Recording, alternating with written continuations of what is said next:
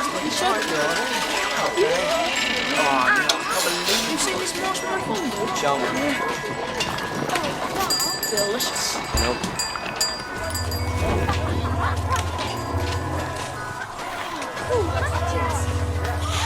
Those weasels. Never told me about any marauders, Matt. Harry isn't going to keep it. He's going to turn it over to Professor McGonagall. Aren't you? Oh, sure. Along with his invisibility cloak. Oh, look who it is. Madame Rosmerta. Ron fancies her. That's not true. Professor McGonagall! Allow me, Minister. Oh, hang. Sorry about that. Rosemarta, my dear, I hope business is good. It'd be a lot better if the Ministry wasn't sending Dementors into my pub every other night. We have a killer on the loose. Oh, Sirius Black in Hogsmeade. And what would bring him here? Harry Potter. Harry Potter? Oh, shh. Oh, come. Harry! I say.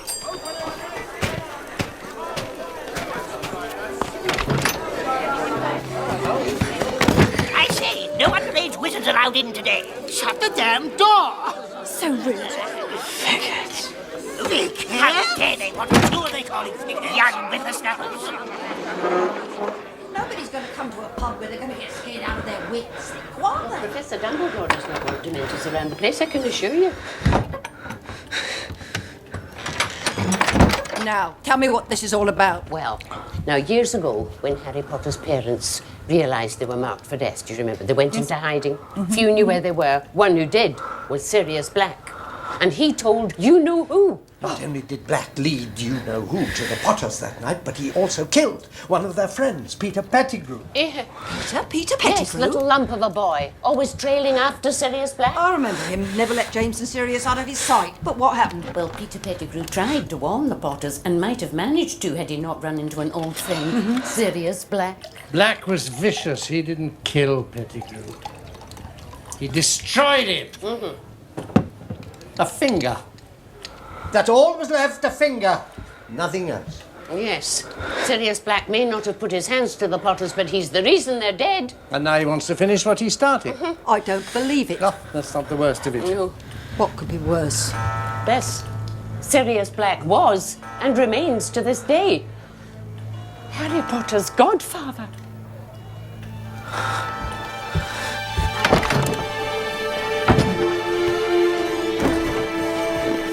Ron, look.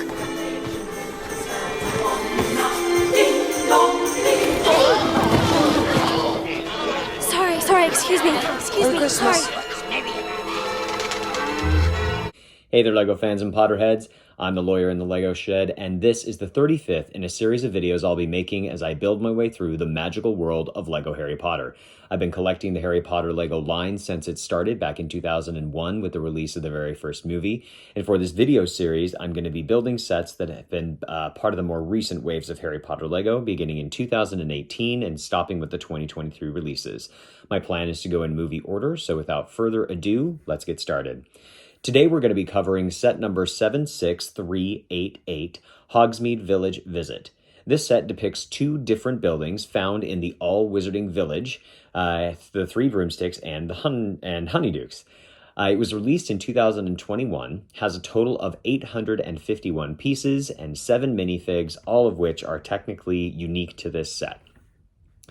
For some historical context, we have kind of an odd situation with Hogsmeade. Despite how present Hogsmeade is in the Harry Potter universe, there have only been a few sets that have actually been based on the village. The first time a Hogsmeade location was depicted was back in 2004 with the release of two different Hogwarts Express sets, 4758 and 10132. Between those two sets, we got a Hogsmeade train platform and a Hogsmeade station. We ended up seeing the Hogsmeade station again in 2023 in set number 76423, which we've already covered in this video series. In addition to these train-oriented sets, we also got the Shrieking Shack and a very small rendition of Honeydukes back in 2004. Those both came in set number 4756. As you can see, all of those 2004 sets were certainly products of their time, but I personally find the original Shrieking Shack to be a particularly well done set. It even came with an odd little Lego element that facilitated Sirius Black's animagus transformation. Then that brings us to the set that we're talking about today, which is 76388. This is the first time that the Three Broomsticks has ever been depicted in Lego form, and the first time that Honeydukes has ever been given a full building, rather than just a small little edifice. What I loved about this set is that there were just a lot of great things about it. It was wonderful to finally have both of these locations properly depicted, and I just really loved that there was a lot of attention to detail here. It feels like the designers spent a lot of time getting the look of the buildings just right, and there was great use of color, specifically in the Hogsmeade set, or in the Honeyduke set. I also was really impressed with the sticker work here too, using the same fonts and the same colors, and even incorporation of the interior components I thought worked out really well. Some of the things that I didn't love, though, is that despite these great things, it was pretty disappointing overall to see the size that these buildings ended up being. Honeydukes is certainly closer to how it appears in the movies, but the Three Broomsticks is much smaller than it should be. And when we compare both of those buildings to their life-size versions at the Universal Studios Park in Orlando, it's obvious just how scaled down these Lego versions are. In addition to the actual size of the buildings themselves, I also felt that the interiors could have had a little bit more going on. So taking all of that into account, I felt that this set was ultimately lacking. So I went ahead and made my own version of these two buildings. To do so, I purchased two different sets of set numbers 76388 and supplemented them with a few pieces from my own collection. I will also note that I completed these versions long before the Hogsmeade Village Collector's Edition had ever even been rumored or announced. And if I'm being honest, I think that my versions of these buildings are better in some respects than the Collector's Edition, but I'd love to know what you think too. So let's start with the Three Broomsticks. Well, I'll just pull out my model here and show you kind of what I did a little bit differently. The first order of business, we'll just adjust our camera too, so you can see a little bit better. First order of business was to make it taller and wider. Whenever I do an MOC, I try my best to make sure that the same color scheme and architectural language is the same as the original set. Because of this, a lot of decisions had already been made for me when I started this work. The color of the roof and the color of the walls and the style of the windows, etc., all of that was already done for me. And as a frame of reference, I wanted to, when I expanded, to look at a few other things in order to get some inspiration. So I looked at images online of the exterior from the movie. I looked at images from the Universal Studios theme park. I also have been, so I consulted my own photographs. I looked at other models that had been released, like the 3D puzzle version, as well as the Department 56 version. And with all of that research kind of going on in my head, I then landed that really what I needed to do was add another set of windows on either side and then another row of windows along the top. I felt that that was ultimately going to be what was needed to kind of round out this building and make it more engaging. This approach ended up working out well as it maintained the overall look of the original building, but now it looked much more accurate in size and in scale. And I know we're going to do minifigs in a bit here, but I'll just show you how Harry looks in comparison now. I think he looks about the right size for an actual pub or Three Broomsticks Inn would be. I also had to rectify a major flaw from the original set by actually getting 3 real broomsticks, if you can kind of see that there. I did, in fact, do 3 actual broomsticks around the entryway, as opposed to that little stickered piece that they had in the original. It took a little work to figure out how to do it, but ultimately we made it work in the end, and I think my method ends up working out really well. And then next we had to move on to the interior. So I'll just flip it around here and show you. I knew that I wanted to keep this bar in place. We've got Madame Rosmerta here. We'll talk about her in a little bit. We also have a bunch of figures here from the Collector's Edition series for year 6. That is all reminiscent of the scene where Harry, Ron, and Hermione and the Three Broomsticks, and Harry's trying to talk to Professor Slughorn. So that's where they're from. They're not even from this set, but they're just chilling inside. But as far as the interior, it was really just a matter of adding some more tables. As you can see, I just duplicated those over here. And then on the opposite side, where I had added an entire area, I wanted to make a little bit smaller table for a kind of more tucked away feeling, which is definitely something that we see in the later movies, that they've got, varying styles of seating in the area. We move on up to the next level here. I wanted to make sure that this space felt as open as it does in the film when Harry is listening to McGonagall and Madame Rosmerta and Cornelius Fudge talking about Sirius Black. So what I did is I added a nice little central table here. I also added two different armchairs, which again was just duplicating from the set, and then mimicked the chest of drawers on either side, as well as, just kind of making the space feel a little bit more well-rounded. Then I went ahead and added these antler elements, really just to give a subtle nod to the hunting trophy wall that is present in the scene from Half-Blood Prince, as well as is present in the Universal Studios version of the Three Broomsticks. But yeah, I think for those first two levels, that's really it. All the interior stuff is just repurposing various pictures that, came in that original set and putting them in places where you can see it. And then up at the very top, sorry, we lost some chairs there. You can see that I've just added a nice little bed with a little quilt on it for Madame Rosmerta. Figured that would be a nice place for her. And I also found a nice little spot for this stickered element that was an affront to the actual entryway itself, but felt like it was a good spot to just have right over Madame Rosmerta's bed. So that's it, at least for the walkthrough is concerned. But now that the Ultimate Collector series is out, I do think it bears worth comparison between the two approaches.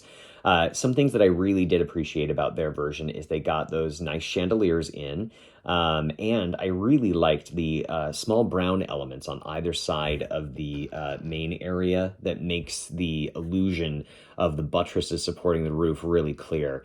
I thought that was a really great decision. I also think that I will ultimately replace my windows, even though the set started out with windows with glass, this kind of darker trans glass.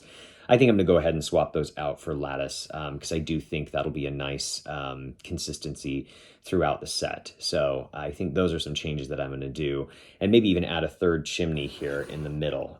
It is present in the actual build itself, as well as in the Hogsmeade Ultimate Edition. And I think all those things were good decisions. But overall, if you couldn't tell, I do strongly prefer my version, as I think it's a little bit more visually consistent and a little less cramped than the one that they released. I also love that mine actually has a full second floor as opposed to one that's broken up across 3 different levels. All right, so now that we are done with the Three Broomsticks, we can move on to Honeydukes.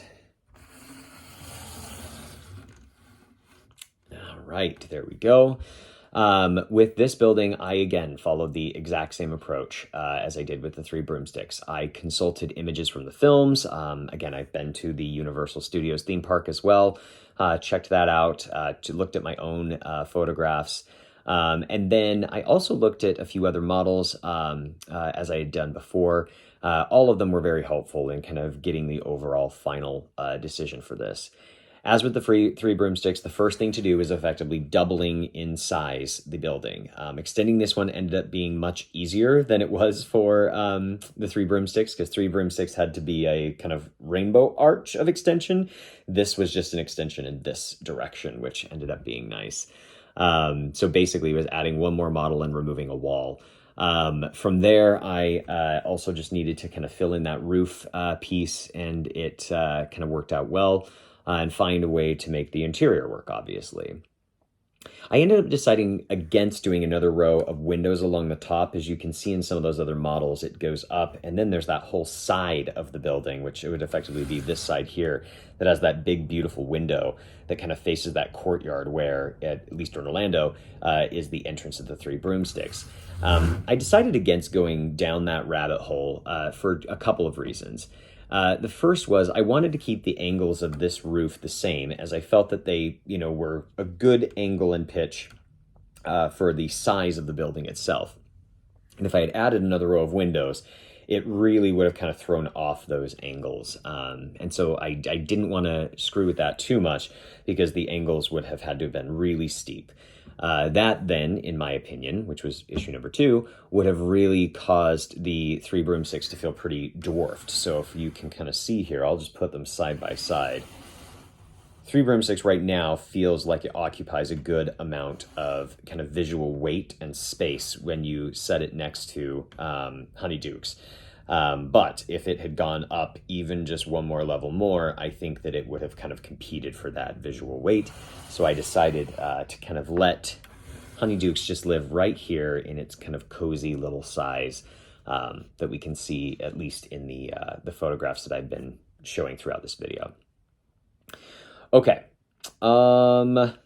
as for the interior, let's just flip this around. Actually, you know what, before we go too far, I do just want to show off how wonderful the printing and sticker work is here. The name Honeydukes and the font and everything, and then these really gorgeous printed windows that are rounded and just give this whole beautiful illusion of these shop entrance windows. I just thought it was really great. I think they nailed this, as well as these top windows with their little roofs. All of it worked really, really well for me. I thought it ended up looking really great, especially in comparison to our original. Okay, so now we can move on to the interior.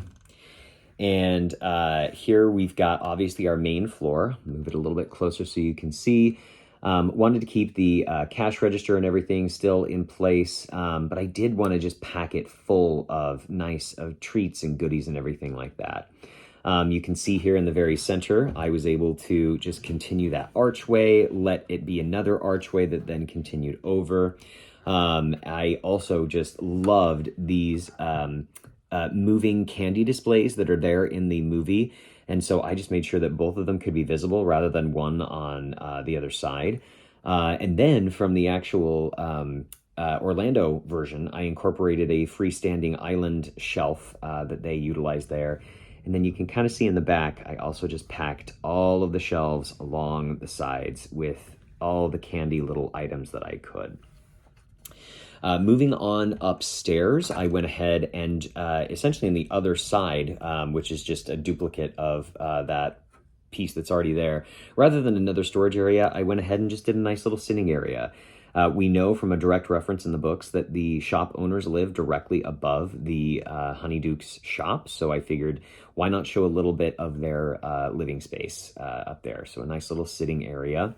And then, of course, we've got kind of a nice kind of disorganized little storage area with beautiful branded Honeydukes boxes. And for those of you with eagle eyes, you've probably already spotted these lollipops that are directly from the original version of Honeydukes out of set number 4756. But yeah, so that basically rounds out what I did to update. But like I mentioned, just wanting to call out a few other little things. Again, the Honeydukes branding, which was really, really fun to get here. These are stickered elements, but I think they look really great to capture those little one-off moments where we're walking by those two things in there. And then it's kind of difficult to see, but in the back here in this window, you can kind of see back in there the chocolate fountain that we see Dean Thomas dipping his chocolate, or his, I think it's a lollipop that he's dipping into. So definitely fun that we managed to get all those little things incorporated into this interior. So all in all, I'm really happy with how both of them turned out. My plan for rounding out Hogsmeade at this point is to go ahead and get the parts for the Hogshead pub, because I do think that that is the standout building from that set. So this, I'm referring, by the way, to 76457. And then I actually found Ben Builds Legos MOC, which is available on Rebrickable, of Zonko's Joke Shop to be a far superior version of the one that's included in 76457. Because that one, in my opinion, is just laughable. But I'm going to go ahead and build his MOC and then the actual version from the Hogsmeade Collector's Edition to kind of round out all those major buildings. So very excited for where it's going to end up. But for now, we'll just stick with Honeydukes and the Three Broomsticks. Okay. So let's go over our minifigures real quick. We'll start first with Harry, just to get him out of the way. He looks great here. He is in his right hair, finally, and his legs are how he appears throughout the movie. He's those medium legs. And he's got this nice little blue shirt and jacket combo. It's pretty common throughout Prisoner of Azkaban sets, and it reflects the director's more updated approach to the film, so less in the school robes and more in Muggle clothing.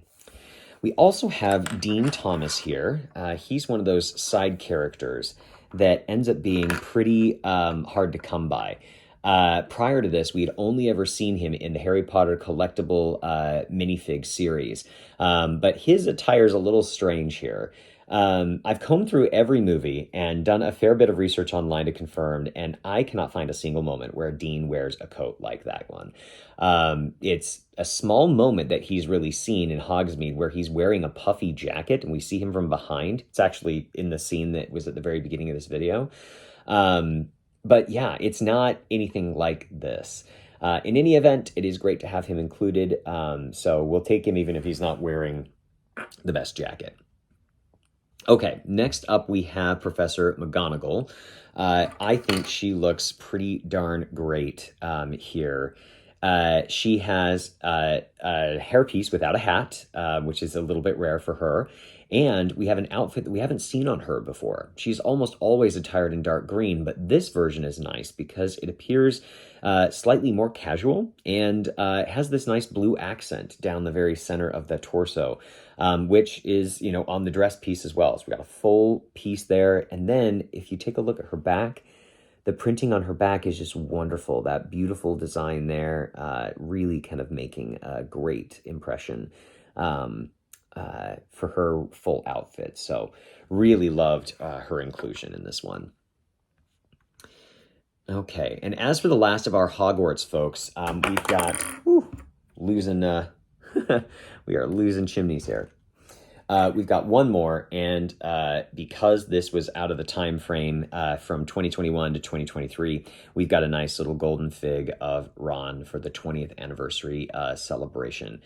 As mentioned before, these were all a promotional effort that were being done during that 20th anniversary. There's 9 in total, and Ron is on par with the Harry and Hermione figures. They're, based on their first year versions of themselves. They're just really not particularly interesting for me personally, aside from the fact that they've got their little 20th anniversary printing on the back and the fact that they're gold. But otherwise, they're just kind of a straightforward minifig for me. But yeah, so he's included. And then we can move on to our Hogsmeade villagers, all of whom have never been depicted before, so it's nice to have them finally. We'll start with the owner and operator of the Three Broomsticks. We have Madame Rosmerta here. She looks pretty great with her big curly hair piece, just nice and full and beautiful. And look at the design in the back there. She looks great. She's got her high cheekbone face and a richly detailed torso piece. When we compare her to the on-screen version, I just think she looks pretty remarkably close to that version. So quite good, and all of the major details are represented there. Next, we have Ambrosius Flume. I think I'm saying that right. He is the guy that owns Honeydukes, and we see him just for a very brief moment in that scene. But we do see him, and he's walking up the stairs and then running the cash register. And that's really the only time we see him or his wife, who we'll see in a second, in the entire film series. From what we can see, this minifig rendition looks pretty great compared to the on-screen version. He's got his purple hat, his brown coat, and striped scarf. All those major beats reflected here in the minifigure. Then we've got his wife, Mrs. Flume, Ambrosius's wife. I don't think she has an official first name, as far as I know. But again, we have only seeing her for roughly like 2 seconds in the entire film series. But from what we can see, this figure seems like a decent rendition of this of her. Her coloring is a little off for sure. This is much brighter than what she's wearing, but I'm kind of glad that they took an artistic liberty here and made her a little brighter because it definitely matches more of the interior of the shop. And in contrast to Mr. Flume, it's nice to have someone a little bit more brightly dressed. So that rounds out our lineup of 7 minifigs across our 2 beautiful Hogsmeade village buildings here. In the end, I really loved this set. It was so nice to finally have Hogsmeade depicted, especially with the wintry accents. In this way, it just felt great to finally have it, and it was a lot of fun to mock this and really kind of build it out. They got a lot right in making these 2 buildings the way that they did, and then I just was able to elaborate from there. It's evident the designers really wanted to pack as many movie details in this as they could, and even with the sizing being the biggest problem, I was just surprised at how easy it was to scale. And that is it for 76388. If you are interested in following along on this journey with me, please feel free to follow the account. And if there's anything else that you think I should be covering in these reviews, feel free to drop a comment and let me know. Otherwise, thanks so much for watching and have an awesome day.